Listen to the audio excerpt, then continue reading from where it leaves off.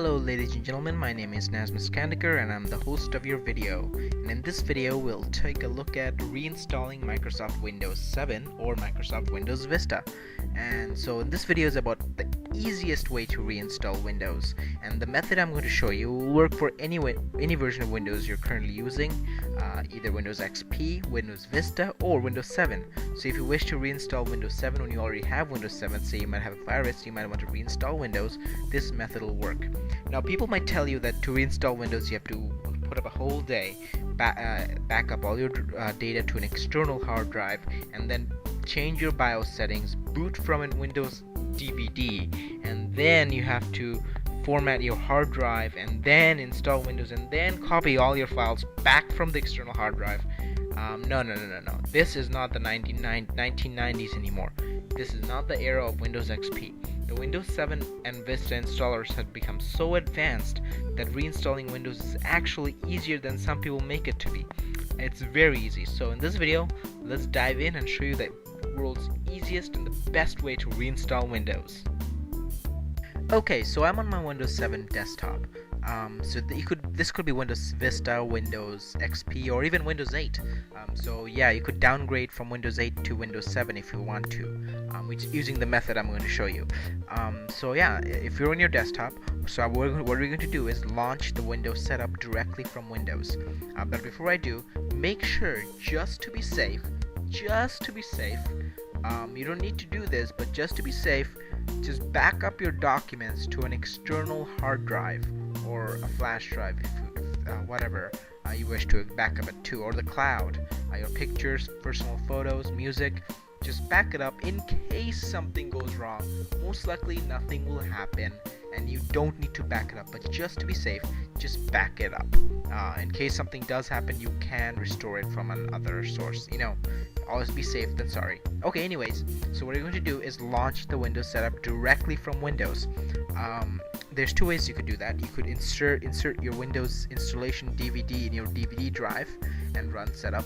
Or if you have an ISO image file, you could use a software to virtually mount that ISO image in your computer and run the setup directly from ISO. So yes, you can install this from an ISO file. You don't need to burn it to a CD or a DVD. I have tested it and it works. I've tested it multiple times and it works. But I have a Windows 7 installation DVD, Windows 7 Home Premium 64-bit. Okay, so I have inserted my Windows 7 Home Premium DVD in my DVD drive, and when you do that, when you mount an ISO, you might see a auto run pop up. If it does come up, just click run setup.exe. If it does not, we could go to my computer, or to start, or my computer. And if you're on Windows 8, there is no start button, so we go to the libraries folder and click computer from here. So when we are in my computer folder, you'll see the Windows 7 setup icon on your DVD drive, or Windows Vista if you have Vista. So all you need to do is right click and click open, and then we'll need to double click the setup.exe icon. This is setup. You'll have the Windows installation logo. So all you do is double click setup, and we'll have a pop-up warning. Make sure you're running and installing from an administrator account, and then click yes. So Windows 7 or Windows Vista installation dialog box should pop up. If it asks you to choose a language, do so. I chose English, and then keyboard layout and the country, and click next. And now you should have the install now dialog box. Just click install now, and we're off we go. It's a setup is starting. Wait for it to start. This will take the time it takes will depend on how fast your CD or DVD drive is. Okay, so it's asking me whether I want to get updates for the installation. I always recommend that you get the latest updates. So in case there's a bug, the update should patch it up. So I recommend you click that. I also like to send Microsoft anonymous data so they could improve the install experience. So I'll check that. You don't have to do that. So we'll get the update. It's searching for the update. It downloaded the latest update. Now it's going to restart. So now we have the latest version of the installer. And now setup is restarting. Okay, so setup restarted and we have this license agreement. We'll need to agree to this before we can install. So we'll click next. Now you have two options, to upgrade or do a custom install. We only do the upgrade if you're upgrading from a previous version of Windows. So if you're going from XP to Vista, we upgrade. Or if you're going from Vista to 7, you upgrade. But you only upgrade if you want to keep your current desktop applications. If you don't want to keep any of your desktop applications, do not click upgrade. Also, you cannot upgrade from XP to 7, or you cannot upgrade from So yeah, the only way you could use this is XP to Vista or Vista to 7. Also, if you want to reinstall Windows 7 or reinstall Windows Vista and you already have the same operating system, we do custom. For every other scenario, we do custom. So in this case, since I already have Windows 7 and I'm reinstalling Windows 7, we'll click custom. Alright, so when we click custom, we have the option of disk partitions. So these are the partitions on my hard drive. So what you want to do is select the partition where Windows is currently installed. So if you're running Vista or 7 and Windows is installed on C drive, we'll choose C. So make sure to select the partition that Windows is currently installed, because we need to replace our current operating system with the new OS. So I have Windows 7 on my C drive, and I'm going to want to replace it with the new installation. So I'll choose the C and then click next. Now you get a notification saying that you're about to install Windows where Windows is already installed. What this will do is that it'll copy all your files, move all your files like personal files, documents, music, and all other files that's currently on your C drive into a folder called windows.old. So once you're done installing, we could go back to that folder and get the files we need. So we'll click OK. Now it is installing Windows. Now notice that it's starting, so it'll copy the Windows files, expand them, install the features, install the updates, and complete the installation. But notice that I'm still currently running the setup from Windows. So if I press start, there's my start menu, there's my taskbar, Windows is running within Windows 7. So this is a much easier way. See, I could run the internet if I could open up Internet Explorer and actually browse the web while this is installing. Do not start any work here because it will restart and you'll lose any unsaved work. But you can't browse the web while you're waiting for this to install. So you can see Bing is loading. See, I have full internet, so I could browse the web if like freely until this installs. So again, I'm gonna pause the video until the computer restarts. So see ya later in a bit. Okay, so Windows has restarted.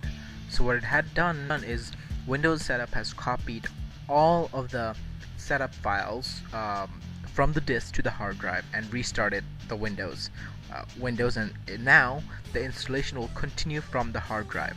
So if you had mounted an ISO image, don't worry about it because all the important files are copied to the hard drive.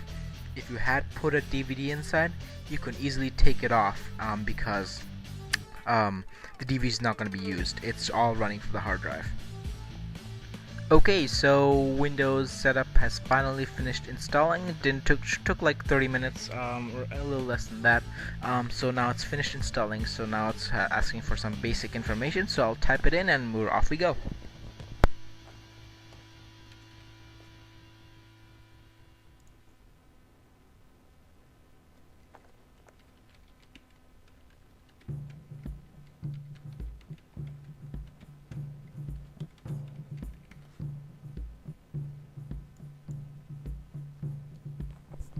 I always recommend installing the latest updates, so we'll choose the recommended settings. I am in Central Time, so I'll pick Central Time. There we go. Date's fine, time's fine. Off we go. I'm at Home Network, so I'll click that. It's setting up my network. Well, it's almost done. Windows is finalizing your settings. So we'll let him do that, and there we go.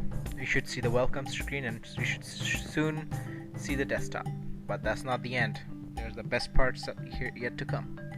Preparing your desktop, that's what you get the first time we're installing or logging in. Oh, by the way, if you're asked to activate or enter your product key, make sure to do that. If your product key came with your computer, it might have automatically activated it, or if it doesn't and asks for the key, it should be underneath your computer. So yeah, for more information on product key, go to Microsoft.com. Okay, so I have finally logged into my desktop. As you might see, my resolution is much lower than it was before, and my arrow glass is gone, and that's because when it is a fresh install of Windows and I have to reinstall all my drivers.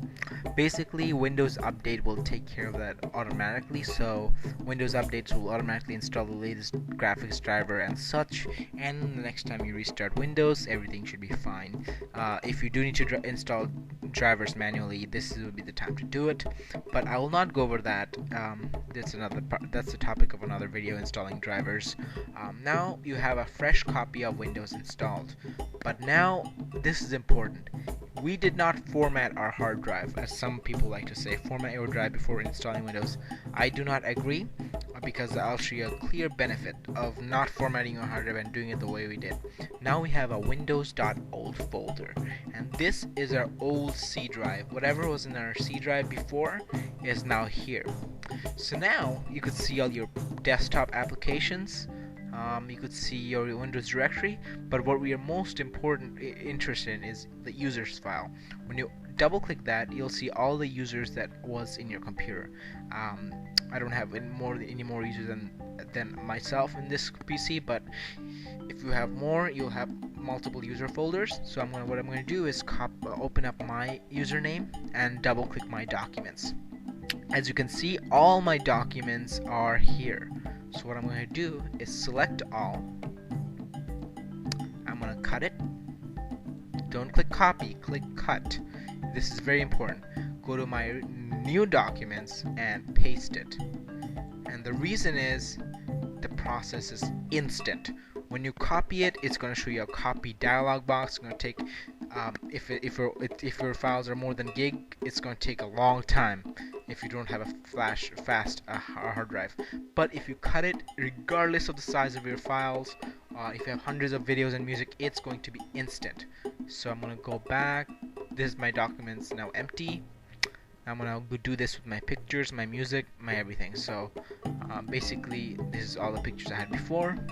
I'm going to cut, put this in my pictures, paste. So basically, as you can see, it's an instant process. So I recommend you recreate all the users you had, and then cut and paste all the user documents. So now all your personal files are here, and you're good to go. All my documents, music, and pictures are there as if nothing happened. You will need to reinstall your desktop apps, but that shouldn't be that bad. So one more important thing I want to go over is that if you finish, once you're finished cutting and pasting all the files, we don't want this old Windows folder to waste space, because this is going to waste a lot of space, especially if you had a lot of programs before. So we need to get rid of this. But I want to let you know that you cannot delete this folder. It won't let you delete it. And if we try, errors could occur. So here's the proper way to delete this windows.old folder. So click to delete the windows.old folder, we open up all programs, and then we click accessories, and then we click system tools, and there's disk cleanup. We could have also typed in disk cleanup, DIS, and then there it is. Once you click that, let it load. Okay, so once this opens up, we need to select cleanup system files. So now it might ask you for your password. If so, then give it to it, and then we'll start relaunching. So we'll wait till this is done. Okay, so once this loads, we should see lots of options. what I would do is check. You could check the other ones if you want, but what I would do is check the previous Windows installation folder. So I had 11.9 gigabytes, but I didn't have any other software installed. So if you had like Office or Photoshop, you'd have way more gigabytes. Sometimes I have like 40 gigs or 50 or 60. If I have games, I have 100 gigs of stuff in there. So what you need to do, once you have cut and paste everything, make sure you have cut and paste everything. We select it and click OK, and this will permanently delete that windows.old folder. So don't manually delete it, but use this method and you'll be fine. So yeah. Again, this is way better than formatting your hard drive. It's formatting and booting from the disk. It's faster, it's safer, you don't need to burn an ISO. You could directly from an ISO. Just let Windows Update install your drivers and you should be good to go. So so there's my video on the easiest way to reinstall Windows.